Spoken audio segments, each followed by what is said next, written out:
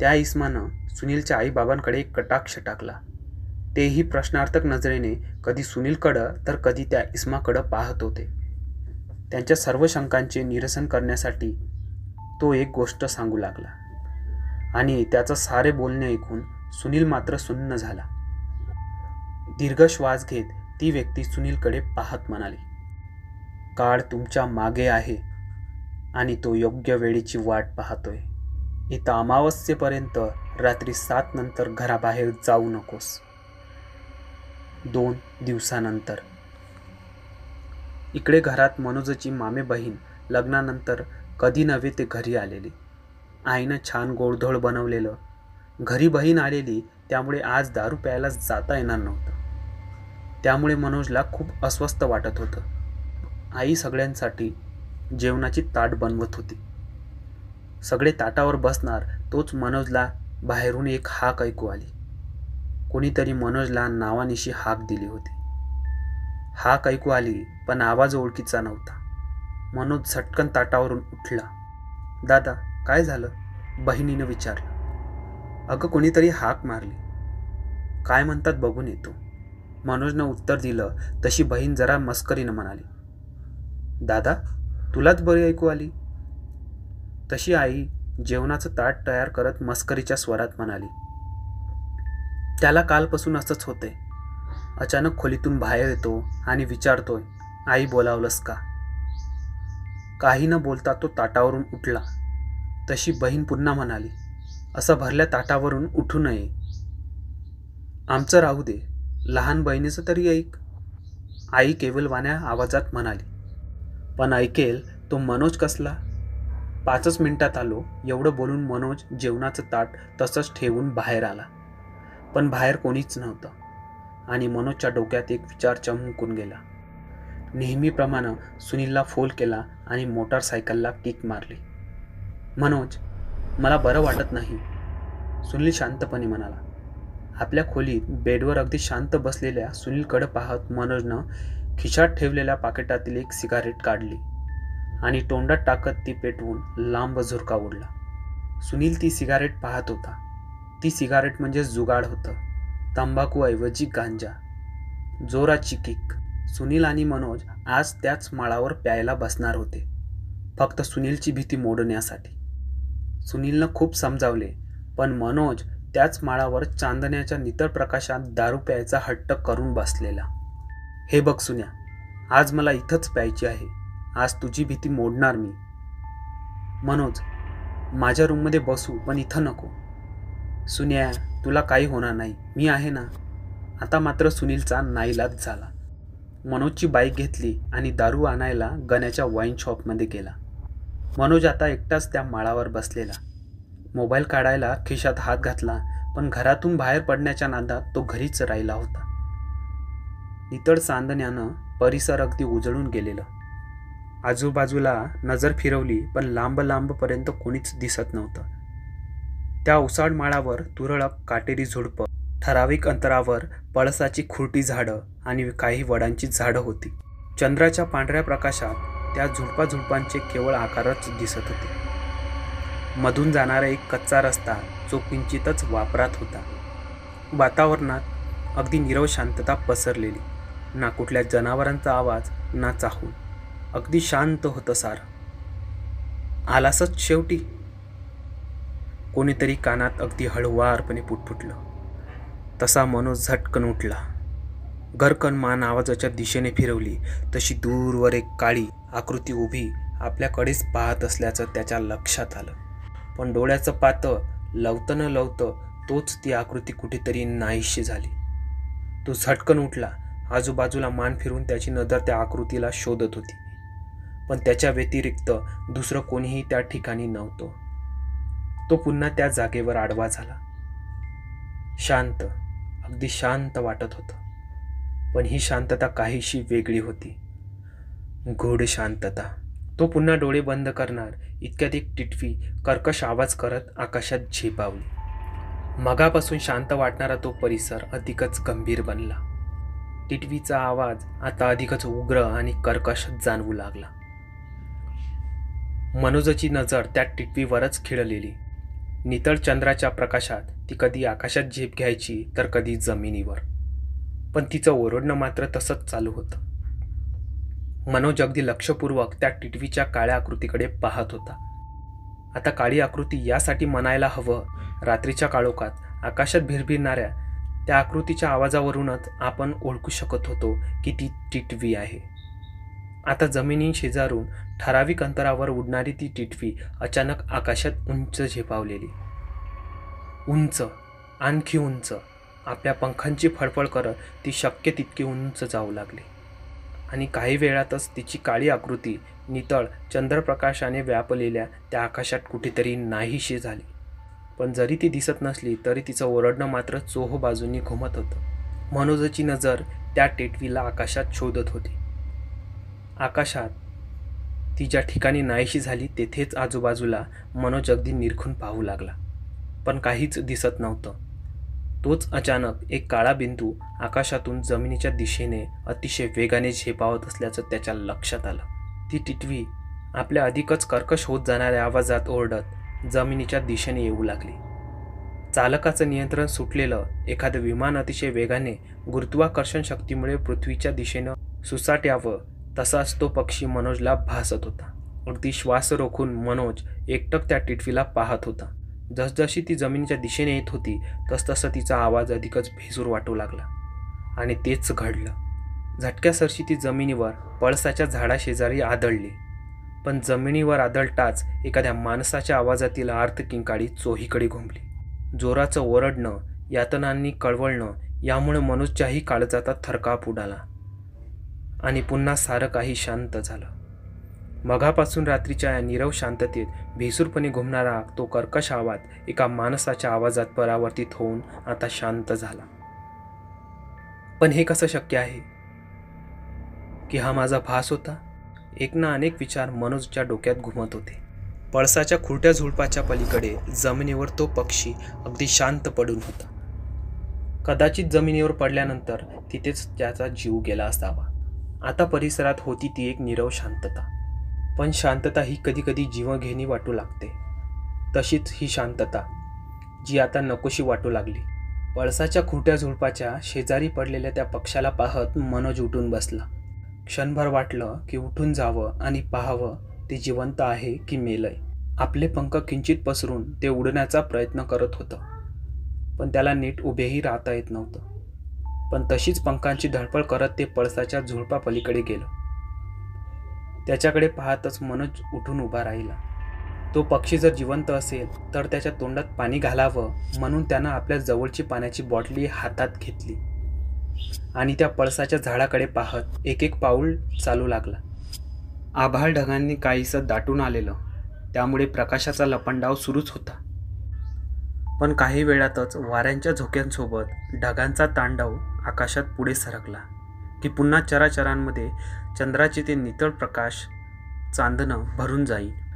या ओसाळ निर्जन ठिकाणी काळोख आणि प्रकाशाचा सुरू असलेला पाठशिवणीचा खेळ काहीचा भयावह वाटत असला तरी मनोजला त्याची कसलीच फिकीर नव्हती. तो अगदी बिनधास्त असायचा, कारण गांजाची नशा नसानसात भिनलेली.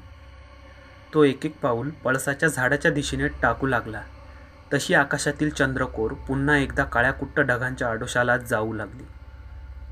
पळसाच्या झाडापलीकडे होणारी पंखांची धडपड त्याला स्पष्ट ऐकू येत होती. त्याचा अर्थ अजूनही ती टिटवी जिवंत होती. काळ्याभोर ढगाच्या आडोशाला जाता जाता चंद्राचा नितळ प्रकाश पुन्हा एकदा मंद होत रात्रीच्या काळोखात आपली मिठी त्या परिसराला घट्ट आवळायला सुरुवात केली. मनोजची नजर मात्र अजूनही त्या झुडपावरच स्थिरावलेली. पण इतक्यात त्याला पाठीमागून कोणाची तरी हाक ऐकू येऊ लागली. मनोज! आणि आकाशातील चंद्राची कोर पूर्णपणे ढगांनी व्यापून टाकली. कानावर पडलेला तो आवाज त्याच्या ओळखीचा होता. तो झटकन मागे फिरला तशी एक काळीभोर मानवी आकृती त्याला आपल्यापासून 20 ते 30 फूट अंतरावर उभी असल्याची लक्षात आलं. मनोज त्या आकृतीकडे पाहत चालत पुढे येत म्हणाला, सुन्या, तू कधी आलास? आणि गाडीचा आवाज कसा नाही झाला? गाडी बंद करून आउट ऑफ मारत यायची तुला लय घाण सवय आहे बघ. कधीतरी रस्त्यावर कोणी ठोकून गेला की मग कळेल तुला. सुनील अजून तसाच उभा होता. मनोजला काहीतरी सांगायचं होतं, पण त्याचं धाडसच होईना. सुनील बाजूला जात जमिनीवर एके ठिकाणी अगदी शांतपणे बसला. सुन्या, काय झालं? एवढा शांत का आहेस? सुनील खूपच घाबरलेला. तो काहीच बोलत नसला तरी मनोजला त्याची अवस्था समजत होती. सुनील, गाडी कुठे ठोकली आहेस का? आपल्या गुडघ्यात मान खुपसून बसलेल्या सुनीलनं अगदी शांतपणे होकार दिला. पण सुनीलच्या होकारानं मात्र मनोज पुरता हादरून गेला. काय? कोण खपलं का? मनोजनं विचारलं, पण सुनील मात्र अगदी शांतपणे बसून होता. आभाळात ढगांच्या आडोशाला गेलेली चंद्रकोर आता हळूहळू बाहेर येऊ लागली. मघापासून लख्ख काळोखानं दाटलेला परिसर आता पुन्हा एकदा चंद्राच्या शीतल प्रकाशाने उजळून जाऊ लागला. गहिऱ्या काळोखाला भेदत पुन्हा एकदा प्रकाशानं आपलं अस्तित्व पूर्ववत करायला सुरुवात केली. चंद्राच्या शीतल प्रकाशात मनोजनं सुनीलचं रूप पाहिलं आणि त्याला धक्काच बसला. डोक्यावरील काळ्याभोर केसांमधून निघालेली रक्ताची धार त्याच्या चेहऱ्यावरून खाली ओघळत मानेपर्यंत येत आता घट्ट झाली होती. कपड्यांवर, हातापायांवर सर्वत्रच रक्तांचे घट्ट लाल भडक डाग दिसत होते. सुनीलची ही अवस्था पाहून मनोज पुरता हादरून गेला. सुनीलची जखमी अवस्था पाहून त्यानं विचारलं. सुनील शून्यात पाहत अगदी शांतपणे म्हणाला, वाईन शॉपमधून दारूची बाटली घेतली आणि गाडीला किक मारली. हायवेला पानाच्या टपरीवर गुटख्याच्या 2 पुळ्या घेतला आणि मागं वळणार तोच भरधाव वेगाने आलेली स्विफ्ट थेट पानाच्या टपरीत घुसली. अरे बापरे, कोणी मेलं काय? मनोजच्या तोंडून बाहेर पडलेले ते उद्गार ऐकून सुनील शांतपणे म्हणाला, हो, एक जण गाडी आणि टपरीच्या मध्ये अटकून चेंदामेंदा झालाय आणि एक जण गाडीच्या चाकाखाली चिरडून ठार झाला. 4-5 जण जखमी झालेत. सुनीलचं बोलणं ऐकून मनोज जरा रागातच म्हणाला, सुन्या, खुळ्या, तुला पण एवढं लागलंय? तू इकडे कशाला आलास? सरळ दवाखान्यात जायचं ना. दवाखान्यात? सुनीलच्या चेहऱ्यावर पसरलेलं ते विचित्र हास्य पाहून मनोज काहीसा गोंधळला. हसतोस काय? तुझ्याशी बोलतोय. चल आधी दवाखान्यात जाऊया. मनोजचे हे शब्द ऐकून सुनील अगदी शांतपणे त्याच्या डोळ्यात पाहत म्हणाला, दवाखान्यात? आता त्याचा काही उपयोग नाही. सुनीलचं कोड्यातलं बोलणं मनोजच्या काही डोक्यात शिरत नव्हतं. उपयोग नाही म्हणजे? तुला काही झालं तर तुझ्या घरचे आयुष्यभर माझ्या नावाने खडे फोडतील. चल उठ पटकन. बोलत मनोजने सुनीलचा हात धरण्याचा प्रयत्न केला. तसा सुनील झटकन बाजूला झालाय. सुन्या, लय झाली तुझी नाटकं. उगाच डोकं फिरू नको, नाहीतर 2 मुस्काळात हाणून दवाखान्यात उचलून नेईल. मनोजला असं चिडलेलं पाहून सुनील शांतपणे त्याच्या चेहऱ्याकडे पाहत म्हणाला, दवाखान्यात जाऊन आता काहीच उपयोग नाही, कारण गाडीच्या चाकाखाली सापडून जो ठार झाला तो मीच आहे.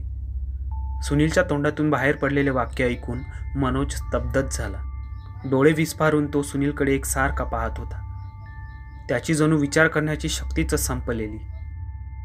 आणि चंद्राच्या प्रकाशात त्याला सुनीलच्या मागे काही अंतरावर जे दिसले ते पाहून त्याचं डोकं सुन्न झालं. एखादी वीज चमकावी असा साऱ्या गोष्टींचा त्याला उलगडा झाला.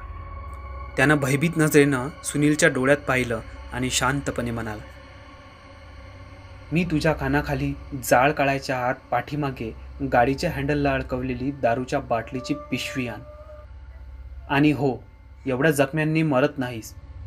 आता दारू प्यायची आणि मग हॉस्पिटलला जायचं. मनोजच्या तोंडातून बाहेर पडलेलं वाक्य ऐकून सुनीलनं डोक्याला हातच लावला. तुझ्या याला एवढं सगळं प्लॅनिंग करून तुला पण कळलं?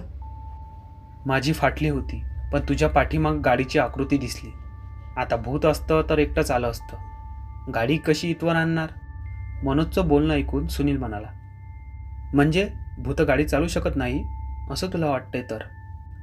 आणि चालत गाडीला अडकवलेलं पार्सल आणून समोर ठेवलं. सुनीलनं दोघांचे पेक बनवायला सुरुवात केली, पण मनोज मात्र आजूबाजूचा परिसर न्याहाळत होता. चंद्राच्या नितळ प्रकाशात त्याचा पिण्याचा कार्यक्रम सुरू झाला. सुनीलनं दारूचे 2 पेक समोर ठेवले आणि पिशवीत हात घालून प्लास्टिकच्या कागदात गुंडाळलेलं चिकन 65 उघडं केलं. चिकनच्या खमंग वासानं दोघांच्याही तोंडात पाणी आलं. पेग हातात घेणार तोच मनोजच्या कानावर कसलासा आवाज आला. मन्या, काय झालं? सुनील त्याच्याकडे पाहत म्हणाला. कसलासा आवाज येतोय का तुला? मनोजनंही दबक्या आवाजात विचारलं. मनोजाचा प्रश्न ऐकून सुनील मात्र अस्वस्थ झाला. आधीच त्याला या जागेवर यायचं नव्हतं. मनोजच्या हट्टापायी त्याला नाईलाजानं इथं येणं भाग पडलेलं. राहून राहून एका अनामिक शक्तीचं अस्तित्व दोघांनाही त्या परिसरात जाणवू लागलं. लहानातल्या लहान आवाज देखील दोघांच्या कानावर अगदी स्पष्टपणे येत होता आणि एका आवाजाने दोघांच्याही लक्ष वेधून घेतलं. सुन्या, आवाज ऐकलास का? मनोजाच्या प्रश्नावर सुनीलनं होकारार्थी मान हलवली आणि शांतपणे तो आवाज ऐकत म्हणाला, एखाद्या पक्ष्यांची फडफड व्हावी असा आवाज वाटतोय रे. सुनीलच्या तोंडातून बाहेर पडलेले ते वाक्य ऐकून मनोजच्या डोक्यात प्रकाश पडला. अरे, हे माझ्या डोक्यात कसं आलं नाही? आणि हातात पाण्याची बॉटल घेऊन मनोज उभा राहिला. काय झालं रे? अचानक तुझ्या लक्षात काय आलं? अरे, एक टिटवी मगाशी जमिनीवर आदळली. तिच्याच पंखांची फळफळ ऐकू येते. म्हणजे अजून ती जिवंत आहे. थांब, तिला पाणी पाजतो. टिटवी हा शब्द ऐकताच सुनीलच्या काळजाचा ठोका चुकला. परवा रात्री घडलेला तो प्रसंग नजरेसमोर उभा राहिला. सोबत त्या पुजाऱ्यानं सांगितलं सारं काही आठवू लागलं. नसानसात भिनलेली दारू जशी झटक्यात उतरली. काय बोलावं हे त्याला सुचत नव्हतं. मनोज मात्र पाण्याची बॉटली घेऊन आपल्या जागेवरून उठला. एव्हाना पुन्हा एकदा चंद्राची कोर हळुवारपणे ढगांच्या मागे जाऊ लागली. मनोजच्या प्रत्येक पावलासोबत मागून ढगांची सावलीही त्यांचा पाठलाग करत पुढे सरकू लागली. त्याची नजर खिळली होती ती पळसाच्या झाडामागून येणाऱ्या पंखांच्या आवाजावर. चंद्रकोर पुन्हा एकदा पूर्णपणे काळ्याभोर ढगांच्या मागे गेली आणि परिसर पुन्हा एकदा काळोखाने व्यापून गेला. चालत चालत मनोज एव्हाना त्या पळसाच्या झाडामागे आला. पण समोरचं दृश्य पाहून त्याच्या काळजात धस्स झालं. तिथं कुठलाच पक्षी नव्हता. पण त्या पक्षाच्या जागी जे होतं ते पाहून कोणाच्याही काळजात धडकी भरली असती. मनोज जवळजवळ किंचाळलाच.